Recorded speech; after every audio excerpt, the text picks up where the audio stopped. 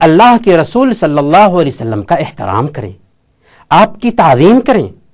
یہ احترام ہی تھا، یہ تعظیم ہی تھی کہ اللہ رب العالمین نے آپ کی زندگی میں صحابہ کرام کو اس بات سے روک دیا تھا کہ آپ کے سامنے میں اونچی آواز سے گفتگو کریں، اس بات سے روک دیا تھا کہ آپ کو آپ کے نام سے پکاریں۔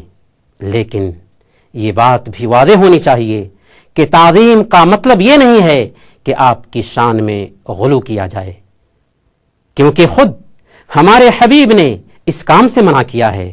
لا تطرونی کما اطرت النصارى ابن مریم فانما انا عبد فقولوا عبد اللہ ورسولہ۔ میری شان میں مبالغہ مت کرنا، جیسا کہ عیسائیوں نے عیسیٰ علیہ السلام کی شان میں مبالغہ کیا۔ میں تو اللہ کا بندہ ہوں اور اس کا رسول ہوں، لہذا تم مجھے اللہ کا بندہ اور اس کا رسول کہنا۔ اللہ کے نبی صلی اللہ علیہ وسلم کو اللہ کا بندہ اور اس کا رسول کہنے کا تقاضا یہ ہے کہ اللہ کے اختیارات اللہ کو دیے جائیں اور نبی کے اختیارات نبی کو دیے جائیں۔ اللہ کا اختیار اللہ کے نبی صلی اللہ علیہ وسلم کو نہیں دیا جا سکتا۔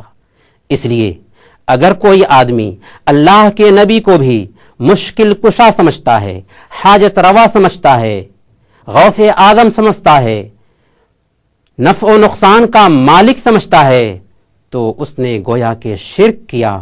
اللہ رب العالمین نے فرمایا اپنے نبی سے خطاب کرتے ہوئے، قل لا املک لنفسی نفعا ولا ضرا الا ما شاء اللہ ولو كنت اعلم الغیب لاستکثرت من الخیر وما مسنی السوء۔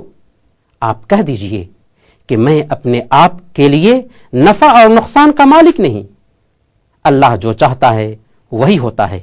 اگر میں غیب جانتا ہوتا تو بہت ساری بھلائیاں سمیٹ لیتا اور مجھے کوئی تکلیف نہ پہنچ سکتی تھی۔